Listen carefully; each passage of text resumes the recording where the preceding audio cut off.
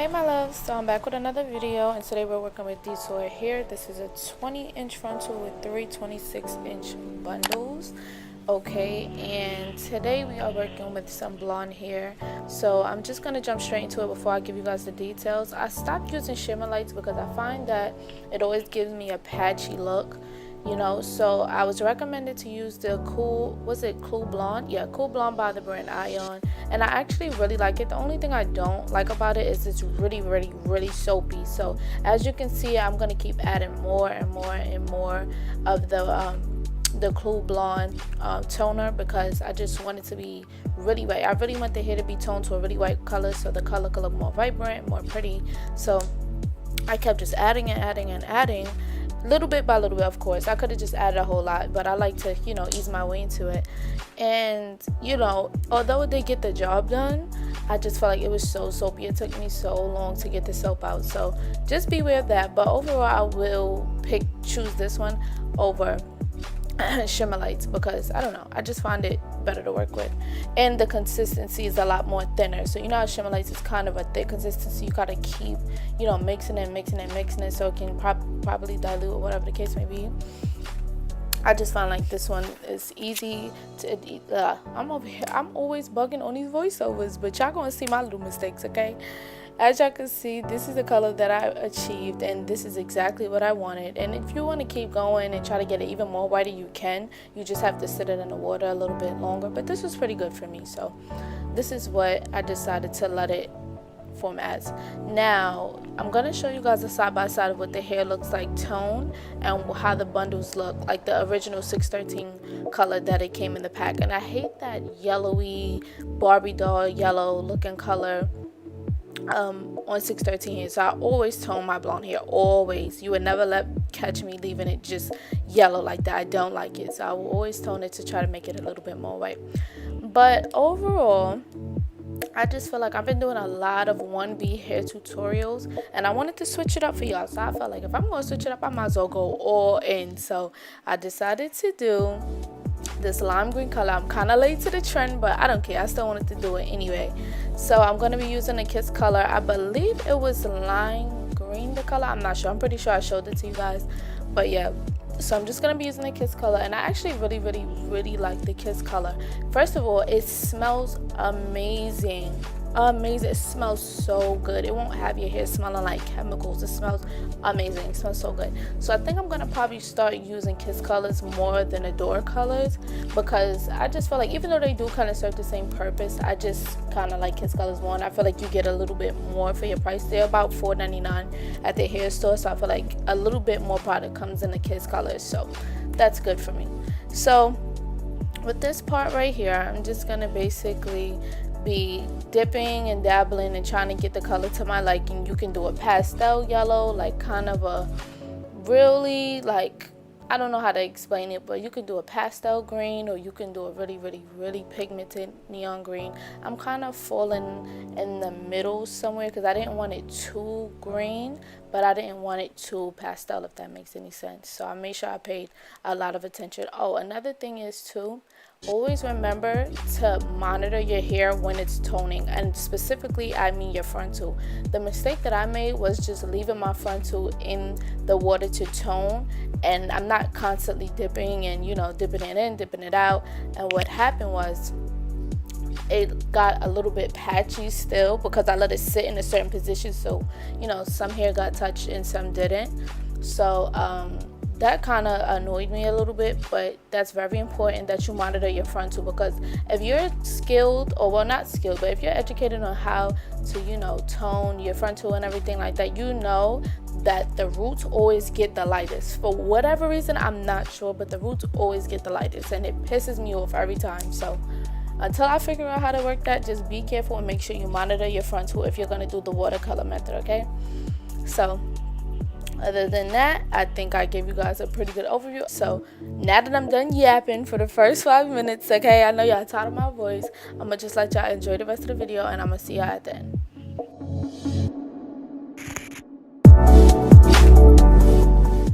Sorry, y'all. I wasn't done talking. Hold on. Let me just tell y'all something real quick. Okay, so you already know I use my lace tint. I think it's True Color Match or something like that, and it's by Lace by Lex.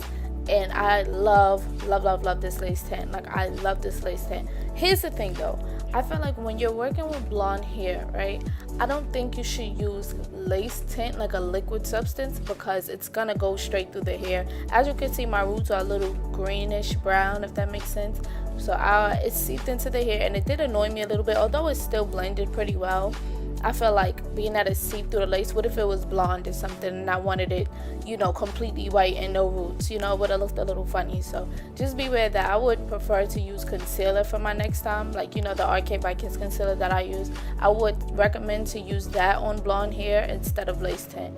I just found it to be so messy, so until I find a way to do it where it's not so messy and it doesn't seep through, for the next time, I'm probably, most likely, I'm not sure yet, but I'm probably going to use the RK by Kiss concealer. You could get this at your local beauty supply store. It should be on the little makeup rack if y'all see one, so make sure y'all go take a look at that. And if you wanted to know, which I'm pretty sure most of you probably don't care about it, whatever, I'm a shade 10. Sometimes I'm a 9, sometimes I'm a 10, but for the most part I use a 10. So if you feel like you're close to, or my skin complexion, like, whatever, then you could get the 10.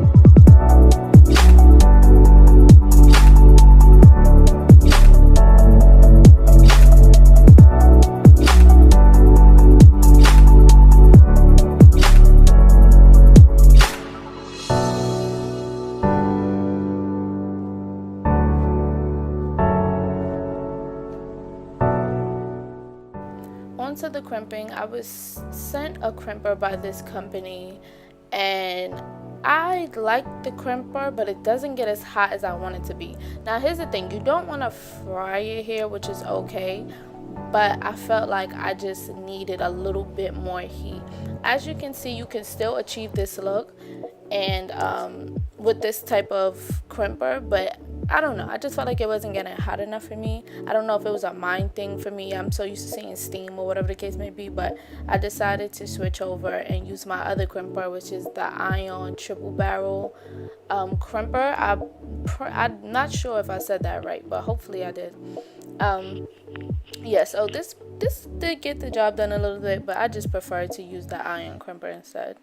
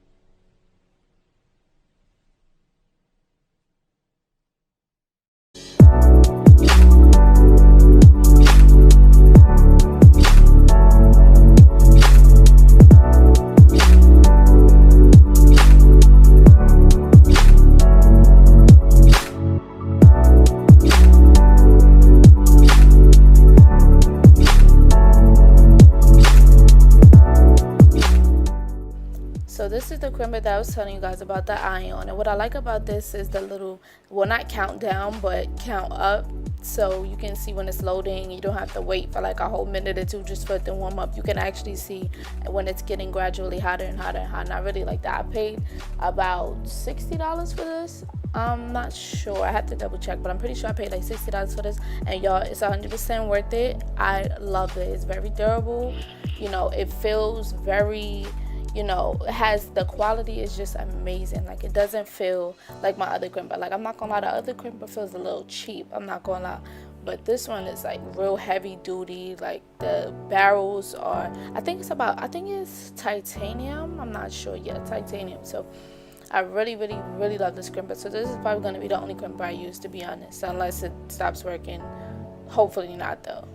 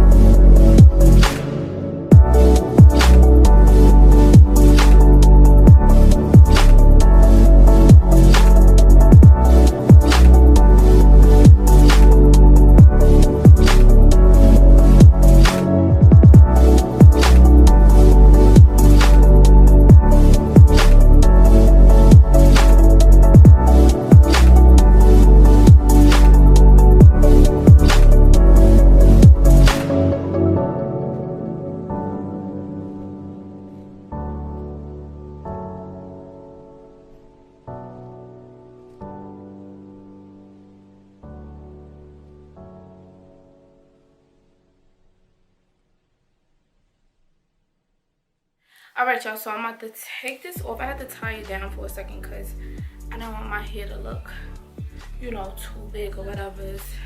But we're just gonna fluff it a little bit, just a little teeny bit. You see how it's still big, but it's not too much. See, it's still comb. Y'all see that? It's giving me Kim K. Okay. So, and I put a teeny bit of baby hairs. You can't even see it on the camera. I know you can't because it's that little of baby hairs, but whatever. I look like I'm about to be in a Massive Attack video with Nicki Minaj. Y'all remember that video? This is what it's giving right now because that ass. But anyways, y'all, so I hope y'all enjoyed this little tutorial. I actually had a lot of fun. I'm scared to walk out like this because this is really, really bright, but I'm a bold person, so I really don't care. So yeah, oh my god, I'm feeling the vibes. But anyways, I will see you guys in my next video. Bye, loves. I didn't ride blade on car, we used to love me. I minimize my net worth, we used to love